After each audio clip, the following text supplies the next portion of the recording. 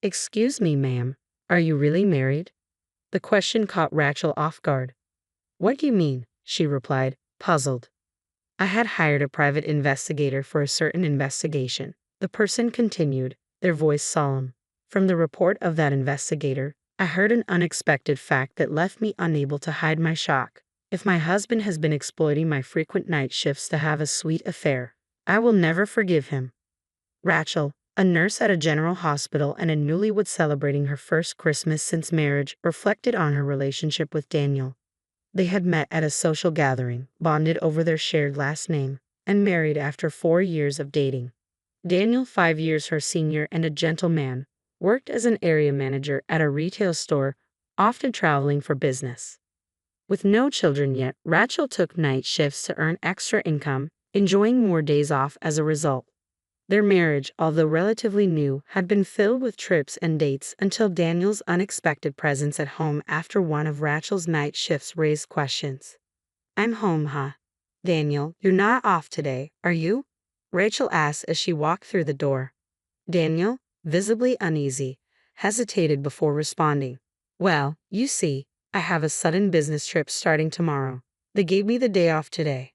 Rachel felt a pang of disappointment at the news of Daniel's upcoming week-long trip. She had been looking forward to their rare consecutive holiday, hoping for a slow evening together. If it's for work, she sighed, trying to mask her disappointment. With no other option, I shifted gears and decided to drive Daniel to the airport. The drive took about 2 hours, and his flight to the head office in New York was another 2 hours. After bidding Daniel farewell at the airport, a place I rarely visited, I took a leisurely stroll and had lunch at a nearby famous cafe before returning home. Exhausted, I collapsed on the sofa and noticed an unfamiliar envelope under the TV stand. It must have been something Daniel, who was supposed to be on a business trip, had left behind. Feeling a twinge of guilt, I opened the envelope and found an album filled with pictures of Daniel, an unknown woman, and a little girl, possibly around 5 years old, in front of a kindergarten classroom dressed in a school uniform. What on earth is this? My mind raced. Could Daniel be having an affair? And with a single mother? Unforgivable infidelity. The word echoed in my mind, prompting me to dial Daniel's office. I feigned casual conversation, subtly asking about his supposed trip. To my shock, they informed me that Daniel was on bereavement leave. Moreover, there were rarely any business trips from their branch to the head office. Confusion set in. Daniel had claimed he was away on business, but he was actually on bereavement leave. I hadn't heard anything about it. He had been lying to get time off work just to meet with the woman and child in those photos. That was the only conclusion I could draw. Determined, I began searching for a detective agency. After settling on one, I planned to visit the next day. Yet throughout it all, I couldn't shake the realization that Daniel had been deceiving me for the entire 4 years we'd been together, fabricating these supposed business trips. A profound emptiness washed over me. Perhaps from exhaustion, I eventually drifted off to sleep. When I woke, it was already 6 a.m. the next day. With an appointment set for 10 a.m. at the detective agency, I carefully packed the envelope I found into a larger bag to ensure it wouldn't crease. As the appointed time approached, I walked through the gates of the detective agency for the first time in my life. The words I had rehearsed flew out of my head the moment I opened the office door. Inside, I found a young detective, barely in his mid-20s, dressed casually like a college student. Seeing my surprise, he greeted me with a casual smile. "You think I'm an immature-looking detective, don't you?" he said, lightening the mood. "Oh no, I'm sorry," I replied quickly. This is my first time in a place like this. I'm a bit nervous." He chuckled softly and gestured for me to sit on the sofa, ready to hear my story after a brief exchange. I placed the album, which had ignited my suspicions of Daniel's infidelity, on the table. True to his profession, the detective swiftly began gathering necessary evidence, making coffee with practiced ease. He carefully examined a copy of the photograph showing Daniel, the woman, and the little girl in front of the school. "This is likely a significant clue," he remarked, pointing out the clearly visible name of the school. Without delay, he searched for the preschool online and placed a call from another room. I couldn't see how he obtained the information, but soon he returned with news. The little girl in the photo was indeed enrolled at that preschool, currently on a leave of absence. Located in New York, the investigation would be costly, but I was determined. Despite being a nurse, I had been investing in stocks and forex since adulthood, achieving reasonable returns. Now, I resolved to use these funds for the investigation. The detective estimated the trip's duration uncertain, depending on how quickly we could gather evidence. Yet beyond financial concerns, what drove me was the deep humiliation of being deceived by my husband. I was determined to gather proof at any cost. The detective speculated that once Daniel returned home, the little girl might also resume attending preschool. The next day, I went to work as usual, hiding my turmoil beneath a facade of normalcy. I carefully replaced the envelope and its contents exactly where I had found them. Soon after, I received a message from Daniel, who was supposed to be away for a week, informing me, "Sorry, my business trip is extended by 3 more days. I'll be back on Sunday." Following our plan, I contacted the detective on the day Daniel was scheduled to return home. The detective, eager to begin, flew to New York the next day to initiate the investigation. That evening, I received a surprising call from him, revealing an unexpected development. "During the preliminary investigation, we've uncovered something unexpected," the detective started. "What do you mean?" I asked, bewildered. "I'll be back tomorrow. Can we meet soon?" I responded, urgency in my voice. I visited the detective's office promptly after finishing my night shift the next day, consumed by thoughts of Daniel's possible infidelity. Was he cheating after all? I asked the detective as soon as I arrived.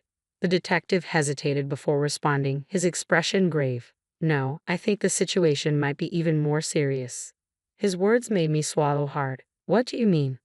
"Firstly, it appears true that your husband took bereavement leave from his company. But Mrs., are you sure you're really married to Daniel?" he asked, his tone cautious. "What are you implying?" "We officially registered our marriage 6 months ago," I protested. "In fact," the detective continued, "I followed Daniel and your daughter back from her kindergarten in New York and found their home. According to locals, Daniel has been living alone there for the past 4 years, only returning to New York a few times a year." The revelation hit me like a thunderbolt, leaving me speechless and struggling to comprehend what I had just heard. "I heard he stayed for about a week for his father-in-law's funeral in New York." "No way," I stammered, unable to find words. "Since you and Daniel originally had the same last name, it's hard to say anything definitive at this stage. But I would suggest checking at the city hall," the detective advised after I expressed my gratitude. Following his advice, I went straight to City Hall. There, I requested a copy of the residency certificate for my entire household.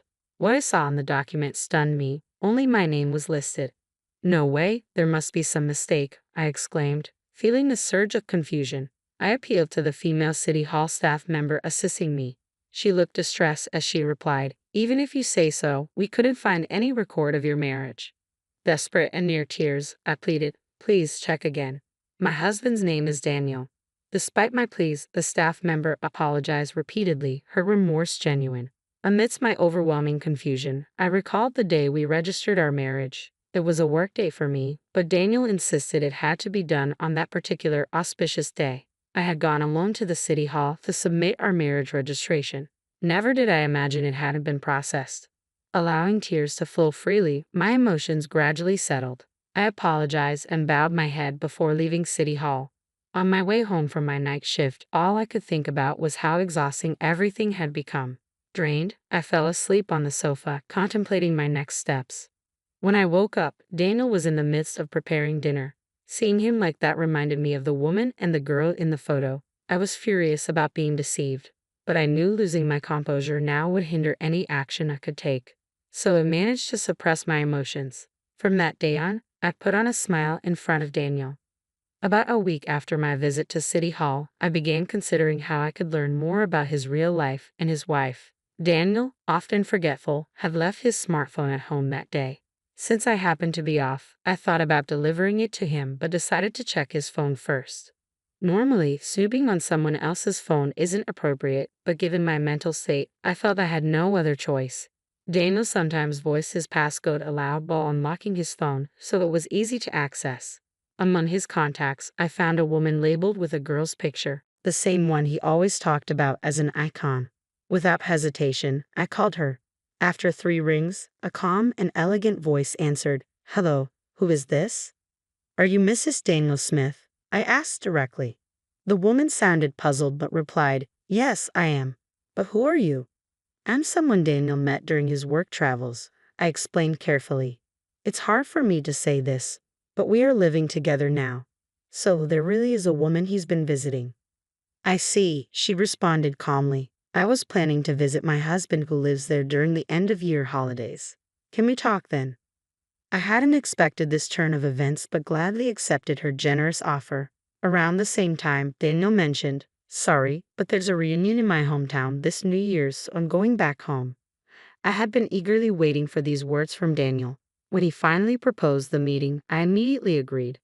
According to what his wife told me, Daniel's hometown was in the next town over. I had believed both his parents were deceased and that he had no relatives, but it turned out they were alive and well, residing nearby. With only a month left until the end of the year, I sought out a lawyer specializing in relationships, determined to thoroughly confront and punish Daniel. Until the day of our showdown, I continued to act normally around Daniel, though emotionally it was unbearable. Finally, 1 month later, the day arrived. I told Daniel I had a night shift starting on the 30th and left the house with a smile, wishing him a happy new year. I managed to arrange for vacation days from December 30th to January 2nd under the guise of work obligations. On the 30th, I stayed at a business hotel, and on the morning of the 31st, I met with Daniel's wife at our designated meeting place. There I saw an elegant woman, just as she appeared in the photos, Mary. She had married Daniel 6 years ago, and they had a 5-year-old daughter. After a brief introduction, Mary and I began to execute our plan. Mary had flown in from New York with her parents and daughter. After leaving her daughter with her mother and father in their hotel room, we headed to Daniel's family home.